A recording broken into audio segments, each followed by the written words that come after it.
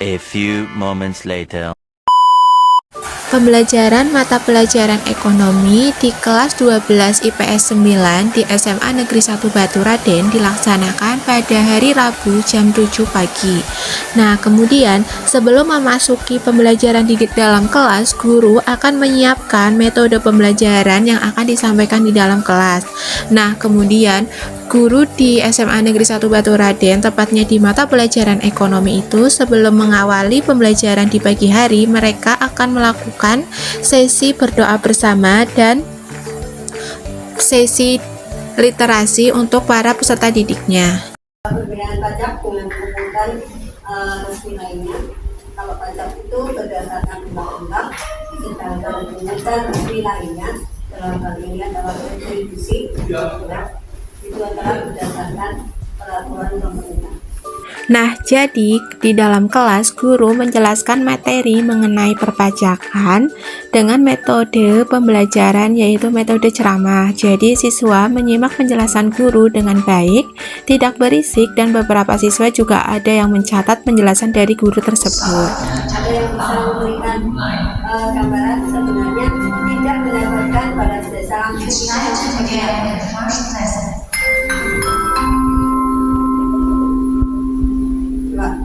yang tidak mendapatkan pada dasar langsung, maksudnya apa?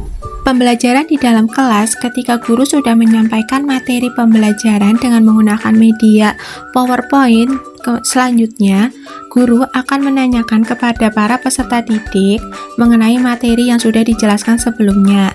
Di dalam pembelajaran juga, untuk membangun partisipasi aktif para peserta didik, guru akan memberikan kasus tentang pembayaran pajak dan siswa akan diberikan kebebasan untuk memecahkan kasus tersebut dengan maju ke depan dan menjawab soal.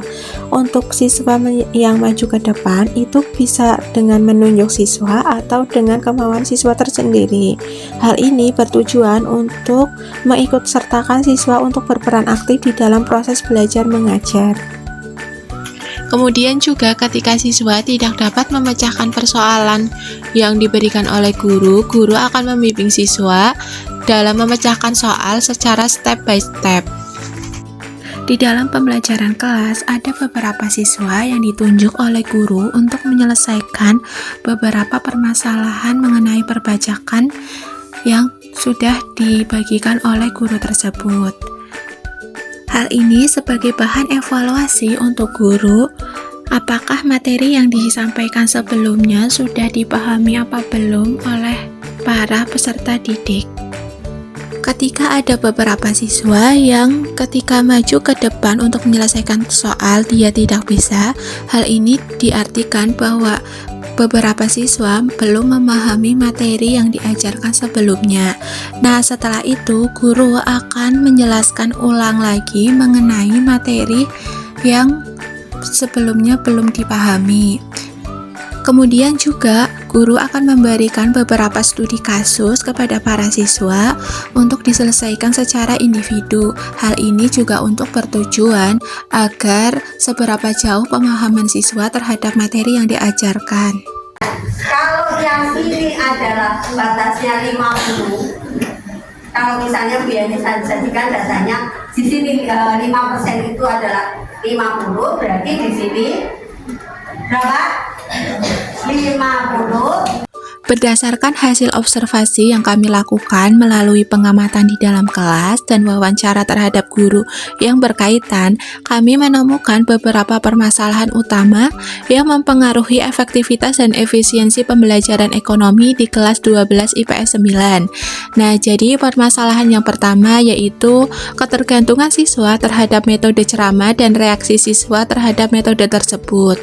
Nah, kemudian yang kedua, kurangnya pemahaman materi oleh para siswa karena siswa tidak memahami materi itu karena tidak ingin tahu terhadap materi yang akan dijelaskan.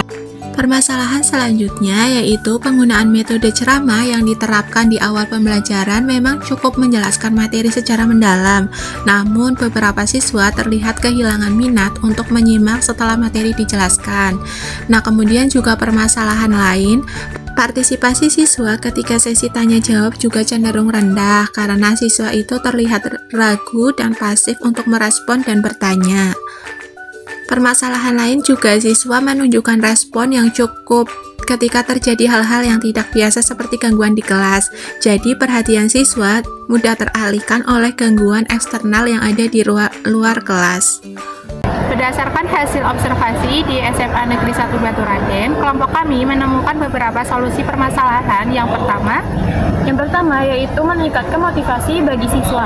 Guru memberikan metode pembelajaran project based learning dengan membagi siswa menjadi beberapa kelompok yang kemudian siswa tersebut akan diberikan peran mengenai pajak. Kemudian siswa nanti akan diberikan tentang studi kasus mengenai pajak yang akan dijawab oleh siswa. Selanjutnya yang kedua, meningkatkan partisipasi siswa. Jadi dengan meningkatkan partisipasi siswa, guru bisa memberikan beberapa pertanyaan kepada para siswa untuk para siswa lebih aktif di dalam proses pembelajaran. Nah, selain itu juga penggunaan metode problem solving itu juga dapat meningkatkan partisipasi siswa dengan dibagi menjadi beberapa kelompok. Guru akan memberikan topik tentang materi yang akan dibahas di dalam kelas sehingga juga siswa dapat saling terbuka untuk saling berdiskusi. Dan yang ketiga itu kita dapat meningkatkan pemahaman melalui media pembelajaran dan juga latihan. Nah, media pembelajaran sebelumnya yang menggunakan PowerPoint mungkin bisa ditambahkan dengan video singkat, jadi supaya siswa itu bisa lebih tertarik untuk memperhatikan dan lebih memahami materi perpajakan tersebut.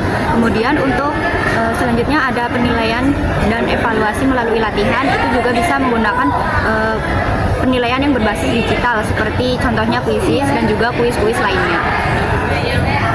Kemudian yang keempat itu menggunakan pendekatan yang berbeda. Ada yang siswa yang berkebutuhan khusus di kelas dapat memberikan penugasan yang disesuaikan dengan kemampuan dan gaya belajar siswa.